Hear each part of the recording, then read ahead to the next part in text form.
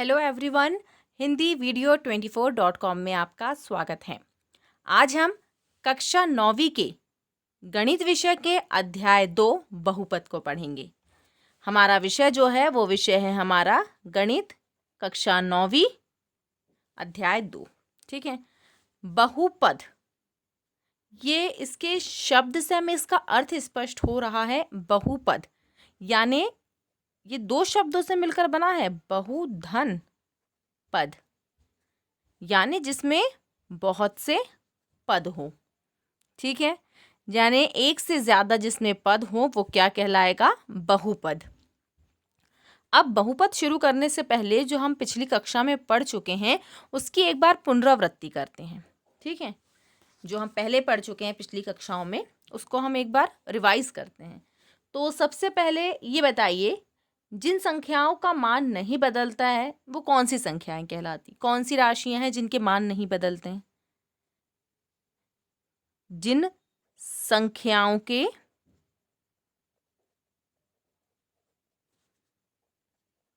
मान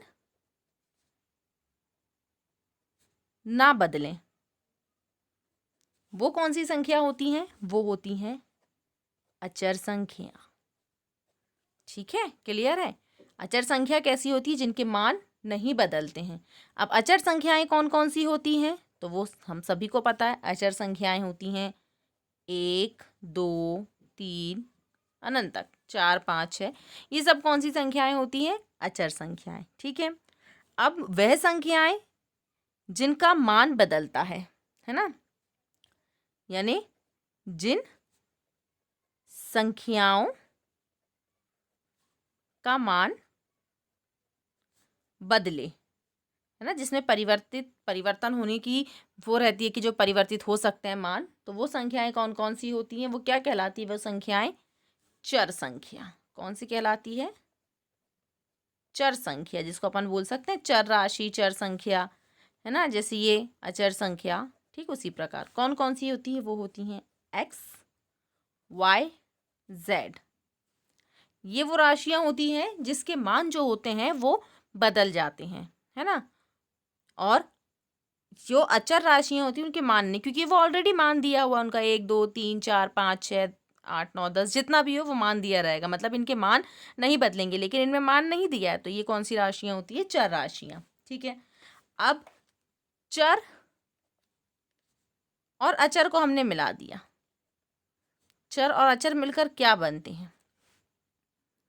तो एक चर राशि ले ली हमने x, ठीक है, अचर राशि ले ली 2, दोनों को हमने जोड़ दिया। ये दोनों जो मिले, ये दोनों से मिलकर जो बना x + 2, ये क्या कहलाता है? समीकरण है। ये क्या कहते हैं? इसे हम समीकरण। यानी जिन संख्याओं का मान ना बदले अचर और जिनका मान बदले चर, तो चर और अचर इन दोनों संख्याओं को जब हम मिलाते हैं तो क्या बनता है? कौन सी राशि क्या बनता है? कौन सा सब वो बनती है? इसमें समीकरण बनता है। ठीक है, यानी हम बोल सकते हैं कि चर गुणित अचर। भाई चर और अचर दोनों को मिलाया, गुणित किया, क्या बन गई ये क्या बन गया? समीकरण।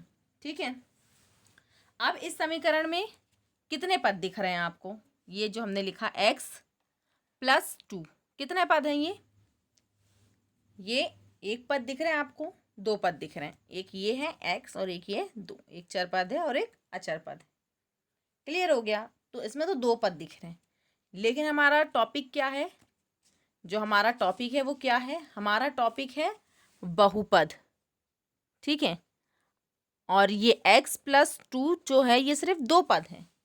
अब ये बताइए, अगर कोई समीकरण ऐसा हो जिसमें बहुत से पद हों, ये तो एक दो पद हो गए, जिसमें बहुत से पद हों, हमने एग्जाम्पल के लिए ले लिया 5x² + 3x + 2, ये तो था दो पद।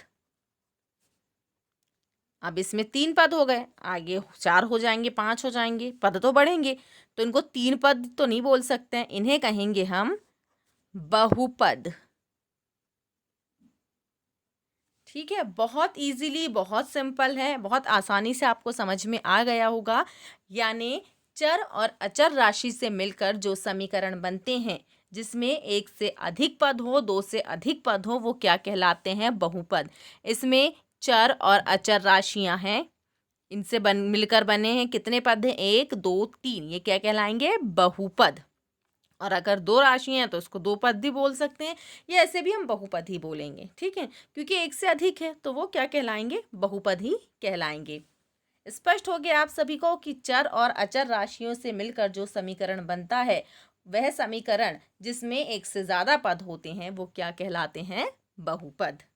ठीक है, आइए अब हम बहुपद से रिलेटेड जो कुछ क्वेश्चंस हैं उन्हें देखेंगे, उन्हें हम सॉल्व करेंगे। ठीक है, हमारी जो अध्याय 9 है उसमें जो प्रश्नावली है 2.1, ठीक है, उसमें है हमारे पास जो क्वेश्चंस 2.1 में, कि हमारे पास कुछ उसके क्वेश्चंस लेंगे, उसमें हमें बताना है कि ये एक चर में बहुपद है या नहीं है।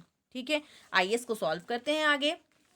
ठीक है, अब हमारे पास है ये कुछ क्वेश्चंस, अब हमें इसमें बताना है कि निम्न में एक चर में बहुपद है अथवा नहीं। ठीक है, इससे हमें स्पष्ट करना है, बताना है। तो बहुपद क्या है वो हमने समझ लिया। अब वो एक चर में है या नहीं है बहुपद, उसे कैसे समझेंगे? तो सबसे पहले हमने जो भी पढ़ा है उसे एक बार रिमाइंड कर लेते हैं। चर राशियां कौन कौन सी होती हैं? X, y, z. ठीक है, अचर कौन कौन सी है? अचर राशियां होती हैं 1 2 3, ये सभी कौन सी राशियां हैं? अचर राशियां। अब एक चीज है पूर्णांक संख्या, ये तो हम पढ़ ही चुके हैं पिछली कक्षा में, हम पहले भी पढ़ चुके हैं कि क्या होती है ये पूर्णांक संख्या होती है कौन कौन सी, जो कहाँ से शुरू होती है, प्रारंभ होती 0 1 2 3 4 अनंत तक। ये सभी क्या संख्याएं हैं? पूर्ण संख्याएं। ठीक है, अब हमें ये बताना है कि ये बहुपद है या नहीं है एक चर में। तो इसके लिए जो नियम होता है, आप जानते हैं कि जो अब हमें कोई चीज़ स्पष्ट करनी होती है गणित में, तो हमें उसका बाकायदा नियम पता होना चाहिए।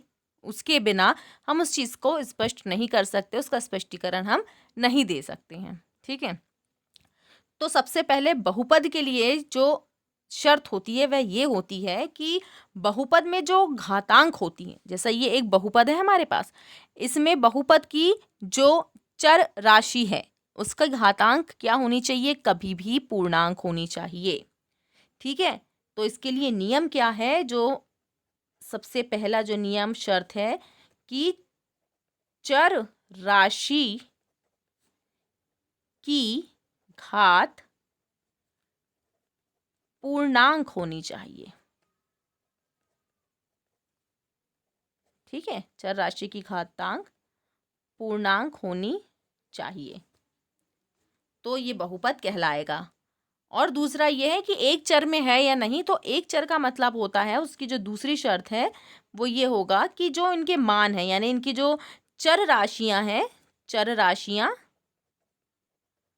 समान होनी चाहिए। अगर समान है, समान होनी चाहिए। ठीक है, समान है तो एक सा चर है, अगर राशियां समान नहीं है चर राशियों की तो वो असमान चर कहलाएगा, है ना? ये तो सिंपल सी चीज है। अब हम देखते हैं इस प्रश्न में। इस प्रश्न में हम ये देख रहे हैं 4x², यहाँ x की घात कितनी है? इस 4x² में 2 है। ठीक है, माइनस ऋण 3x, यहाँ 3x की घात कुछ नहीं है तो इसे हम 1 मानते हैं। अब ये 2 और ये 1, ये जो हमारा पहला नियम जो है, जो नियम बोलता है कि चर राशि की घात पूर्णांक होनी चाहिए, ये पूर्णांक है जी, बिल्कुल पूर्णांक है ये। अगर ये पूर्णांक है तो ये जो बहुपद दिया हुआ है वो क्या है? ये जो दिया हुआ है समीकरण वो क्या है? बहुपद है। इसे हम बोल सकते हैं कि ये बहुपद है। अब ये एक चर में है या नहीं है, इसे भी एक बार चेक करते हैं। तो एक चर में इसकी देखिए चर राशियां 4x² ऋण 3x धन 7, ये देखिए चर राशियाँ समान हैं, मतलब ये एक ही चर है, तो हम बोल सकते हैं कि एक चर है और बहुपद है। समझ में आ गया, स्पष्ट हो गया आपको कि जो एक चर है और बहुपद है इसके लिए क्या नियम है। सबसे इम्पॉर्टेंट नियम यही होता है कि उसकी घातांक जो होती है वो हमेशा पूर्णांक संख्या होनी चाहिए।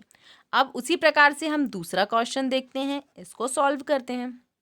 ये है y² प्लस वर्गमूल में 2, करनी में 2 भी बोल सकते हैं इसे हम, ठीक है भाई। y की जो घातांक है ये तो पूर्णांक संख्या है, ये तो हमें समझ में आ गया क्योंकि हमने यहाँ भी सॉल्व कर लिया। अब बात है ये करनी 2 की।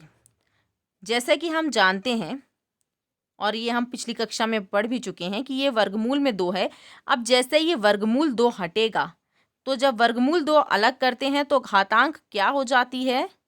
घातांक हो जाती है इसकी 1/2। अब 1/2, ये जो संख्या है 1/2, क्या ये संख्या पूर्णांक है? ये तो हम सभी जानते हैं कि ये संख्या पूर्णांक नहीं है। ये संख्या पूर्णांक नहीं है, अर्थात ये जो समीकरण है ये भी बहुपद नहीं है। अब उसमें वो एक चर है या नहीं, उससे उसका इतना मिलान नहीं है, लेकिन हाँ चर की तो कोई वही नहीं क्योंकि इसमें एक ही चर दिया है, यहाँ तो कोई चर राशि नहीं है। तो उससे ज़्यादा जो इसमें महत्वपूर्ण है वो उसे बहुपद स्पष्ट करना है। जैसा यहाँ पर था हमने स्पष्ट किया था, यहाँ पर ये संख्या बहुपद नहीं है, ठीक है।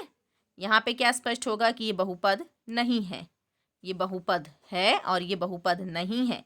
क्योंकि बहुपद नहीं होने की पीछे जो इसका कारण है वह ये है कि इसकी जो वर्गमूल है, वर्गमूल को जैसे ही हमने अलग किया तो इसकी पूर्णांक, इसकी घातांक जो हो जाएगी वो 1/2 होगी और 1/2 पूर्णांक संख्या नहीं है, इसलिए ये बहुपद नहीं होगा, ठीक है।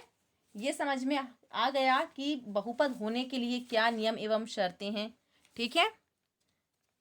अब हम इसी प्रकार से एक तीसरा प्रश्न देखेंगे। तीसरा प्रश्न क्या है इसका, ये देखिए एक प्रश्न और सॉल्व कर लेते हैं जिससे हमें समझ में आ जाएगा कि बहुपद को क्या है और बहुपद के जो प्रश्न हैं उसे किस प्रकार से हमें हल करने हैं, ठीक है। तीसरा प्रश्न क्या है, अब इसे हल करते हैं। तीसरे प्रश्न में क्या दिया है, x की घात 10 धन y की घात 2 धन t की घात 50। भाई अब ये तो चेंज हो गया, मतलब जितने क्वेश्चन अभी तक कर रहे थे उससे थोड़ा सा डिफरेंट हो गया है। तो अब हम इसे कैसे देखेंगे, अब ये देखिए सबसे पहले हम देखेंगे इनकी घातें। हम हमेशा पहला नियम जो फॉलो करते हैं वो यही होता है बहुपद में कि घातें क्या होनी चाहिए, पूर्णांक संख्या। तो इनकी सबकी तो घातें पूर्णांक संख्या हैं, ठीक है, ये भी पूर्णांक संख्या